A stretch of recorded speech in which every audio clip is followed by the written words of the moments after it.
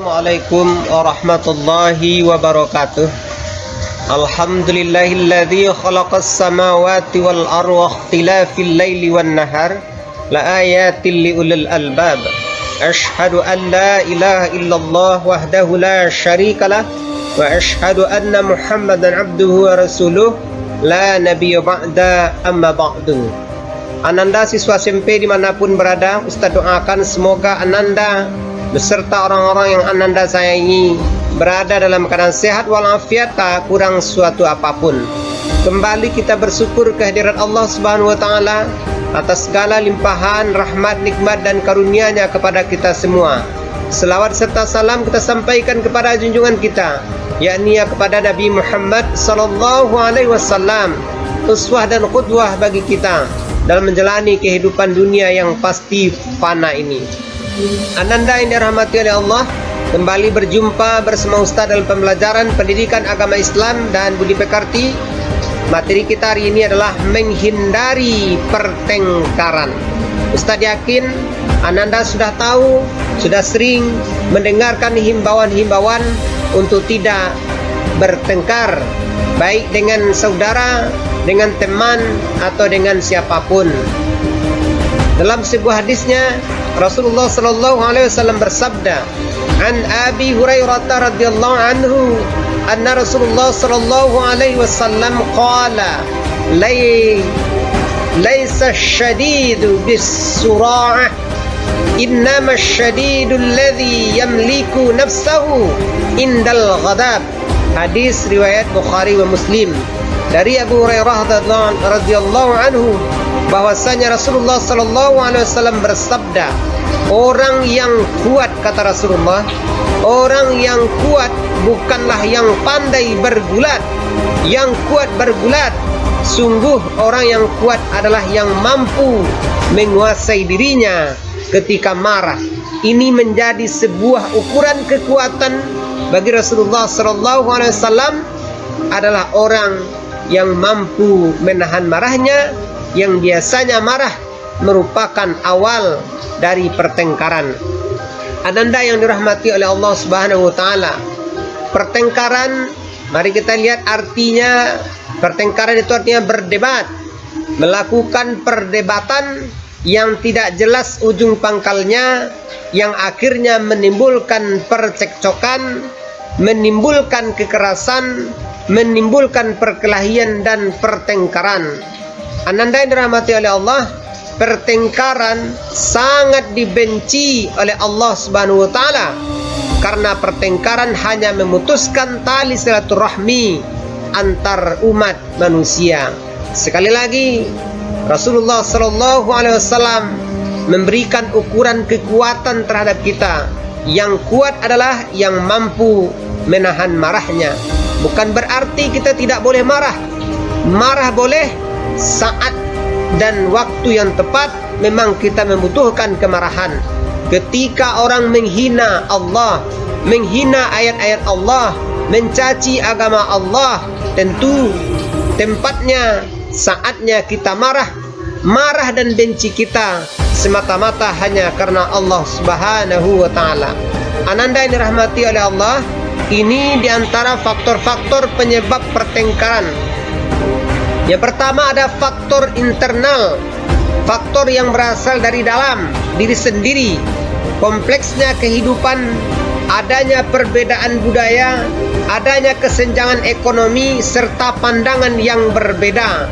Maka biasanya kalau kita tidak mampu mengelolanya, maka ini akan menimbulkan pertengkaran.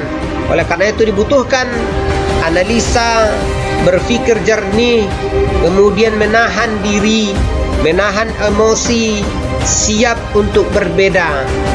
Selagi kita mampu menahannya, insya Allah maka pertengkaran tidak akan terjadi. Sabar dulu ketika ada orang menyampaikan sesuatu kepada kita. Tahan diri dulu ketika ada sesuatu yang mungkin kurang enak dalam telinga kita. Analisa dulu, pikirkan dulu, baru kita mengambil sikap yang tepat untuk menyikapi masalah yang memang muncul, mungkin bisa saja tidak mengenakkan kita. Ini faktor internal berasal dari diri kita. kurang mampu menahan diri. Yang kedua, faktor keluarga. Ada kekerasan dan ketidakharmonisan dalam keluarga akan berdampak terhadap mental psikologis pada anak. Inilah pesan yang perlu kita perhatikan. Dalam rumah tangga, dalam keluarga kita, maka kita mesti saling menjaga diri, saling menguasai diri, saling menahan diri. Jangan cepat marah. Kalau marah, maka cepat-cepatlah menyadari bahwa kemarahan tidak menyelesaikan masalah. Marah-marah tidak menyelesaikan masalah. Marah memang dibutuhkan, tapi pada waktu dan tempat yang tepat untuk menunjukkan bahwa diri kita memiliki prinsip, menunjukkan ada sesuatu yang tidak kita senangi, menunjukkan sesuatu yang kita benci. Apalagi itu berkaitan dengan memang hal-hal yang sangat prinsip. Contohnya dalam menegakkan agama, dalam menegakkan sholat, menegakkan ibadah, menyatakan yang benar, menyatakan yang salah, memang perlu sebuah ketegasan. Tegas bukan berarti harus bertengkar, bukan harus melakukan kekerasan. Kemudian yang ketiga, faktor sekolah.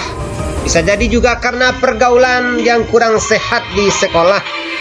Timbulnya bullying, saling menghina, mencaci, kemudian bercanda yang berlebihan. Kalau kata orang kita, candanya canda kuda, bercanda yang berlebihan, menghina orang tua teman, menghina kemampuan teman, menghina bentuk tubuh, menghina bentuk fisik. Nah, itu juga menyebabkan pertengkaran. Atau juga dalam pergaulan-pergaulan yang tidak sehat, hubungan yang tidak sehat antara laki-laki dengan perempuan, kemudian menimbulkan pertengkaran, percekcokan, dan banyak kasus-kasus seperti ini yang berakibat yang lebih fatal dari itu. Oleh karena itu, pergaulan memang mesti kita jaga supaya pergaulan kita adalah pergaulan yang sehat. Kemudian berikutnya, faktor lingkungan. Nah, ini yang banyak terjadi sekarang. Lingkungan sangat mempengaruhi cara kita berpikir, cara kita memandang, cara kita bersikap, cara kita berbuat. Media, televisi mempengaruhi kita, mempengaruhi alam bawah sadar kita. Kadang kita mencontoh perilaku-perilaku yang dicontohkan, yang ditayangkan melalui televisi, melalui film-filmnya, melalui tayang-tayangannya, yang terkadang banyak yang tersebut yang tidak sehat untuk perkembangan kita. Melalui internet, media-media lain yang tidak terkontrol oleh orang tua, siswa serta pergaulan kita yang salah, media internet, game yang banyak sekarang, yang banyak mengajak para pemainnya untuk melakukan tindakan kekerasan, maka itu juga sangat mempengaruhi fisik dan mental kita. Biasa saja kita dalam main game melakukan tembak-menembak, melakukan pembunuhan, darah berdarah, itu juga merupakan cara-cara yang nanti bisa berefek tidak baik terhadap perkembangan mental kita. Tidak ada lagi rasa sensitif kita melihat orang dalam penderitaan. Bahkan kita menikmati orang melakukan kekerasan. Senang hati kita melihat orang teraniaya. Ini permainan-permainan seperti ini perlu kita kurangi. Jangan terlalu banyak melakukan permainan-permainan seperti itu. Apalagi kalau bisa dikurangi, dihentikan. Karena efeknya sangat tidak baik. Banyak orang-orang melakukan tindakan kekerasan yang awal-awalnya terbiasa melakukan permainan yang sifatnya kekerasan. Ini sangat memprihatinkan. Bahkan ini bisa menimbulkan penyebab faktor pertengkaran yang akibat dari ujung pertengkaran itu fatal. Oleh karena itu Ananda, mari kita perhatikan faktor-faktor ini. Mari kita kurangi risiko kita untuk melakukan tindakan pertengkaran yang berakibat terhadap kekerasan. Ananda yang dirahmati oleh Allah, berikutnya bagaimana cara kita mencegah pertengkaran. Ternyata pertengkaran itu bisa dicegah. Yang pertama, dengan cara memberikan pemahaman, memberikan pengertian, bahwa kekerasan tidak akan pernah bisa menyelesaikan sebuah permasalahan, bahkan akan menimbulkan masalah baru. Sekali lagi, kekerasan menunjukkan membusungkan dada, mengepalkan tinju, menyepakkan kaki, tidak memberikan penyelesaian dari sebuah masalah yang terjadi. Yang kedua, mesti ada pendekatan khusus, apalagi terhadap orang-orang yang memang mentalnya telah salah, telah dipengaruhi oleh lingkungan, telah dipengaruhi oleh tontonannya. Maka diperlukan arahan, bimbingan bagi remaja untuk mencari solusi dari masalahnya. Cara terbaik tentu dengan meminta nasihat, sering bergaul dengan orang-orang saleh, sering datang ke rumah Allah, dengarkan nasihat dan tausiah. Insya Allah ini akan menyelamatkan. Kemudian yang ketiga, beraktivitas yang positif. Banyak kegiatan-kegiatan yang positif. Berolahraga, mengikuti pelajaran ilmu bela diri. Semua itu kita gunakan untuk menyelamatkan orang, bukan untuk menyakiti orang. Aktivitas yang positif, membaca, mempelajari Al-Quran, menghafal Al-Quran, mempelajari hadis, membaca kitab-kitab para ulama, membaca buku-buku yang ditulis oleh para ulama. Kemudian berikutnya, sosial dan hukuman, memberikan pelajaran sosial, budaya serta tindakan hukum yang pantas. Jadi menyadarkan diri kita bahwa kita adalah makhluk sosial, butuh kepada orang, orang pun butuh kepada kita, maka mesti kita jaga hubungan sosial itu. Andai itu tidak bisa juga, maka tentu pelaku kejahatan, pelaku pertengkaran memang mesti diberikan hukuman yang sesuai, hukuman yang pantas. Ananda yang dirahmati oleh Allah, jadi ini beberapa cara untuk mencegah pertengkaran. Berikutnya, ini salah satu dalil hadis yang melarang kita untuk bertengkar. An Abi Hurairah anna Rasulullah sallallahu alaihi wasallam qala tu'radu a'malun nasi fi kulli jumu'atin marrataini yaumal itsnaini wa yaumal khamisi fayughfaru likulli 'abdin mu'minin illa 'abdan bainahu wa baina akhihi shaykha'u fayuqalu turku aurku hadaini hatta yafi'a rawahu Muslim.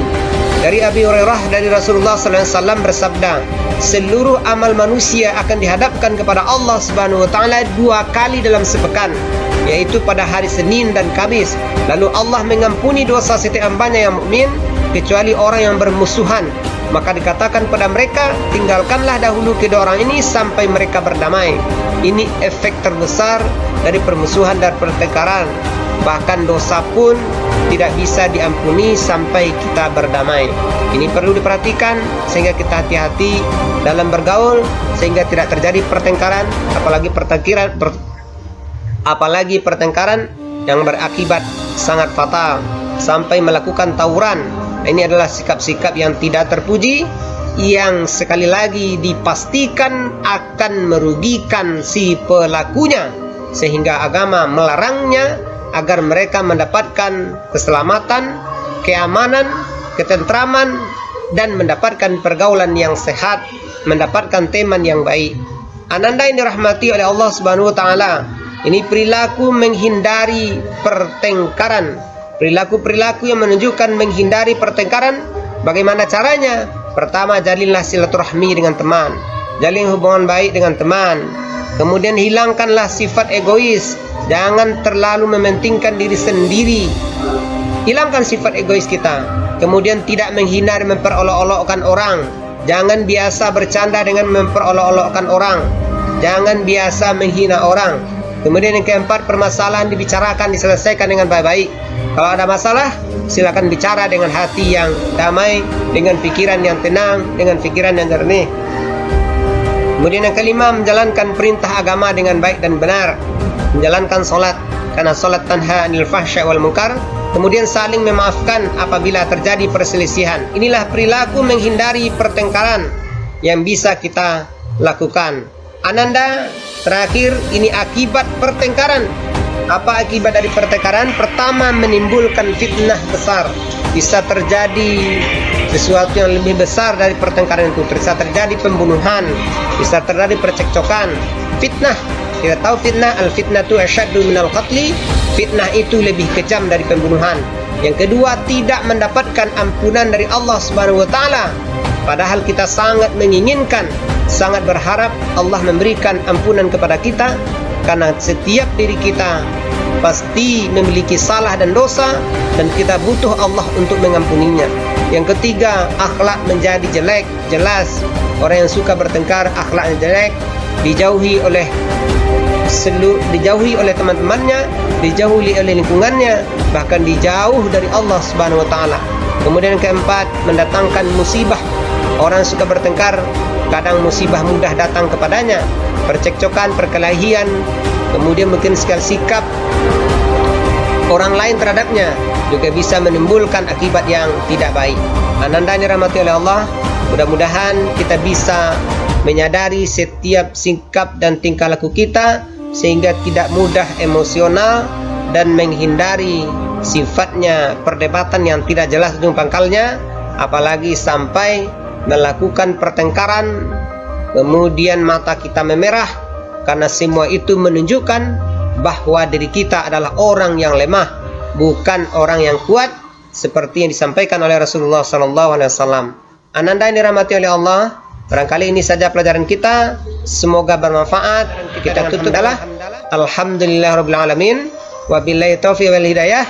Wassalamualaikum warahmatullahi wabarakatuh.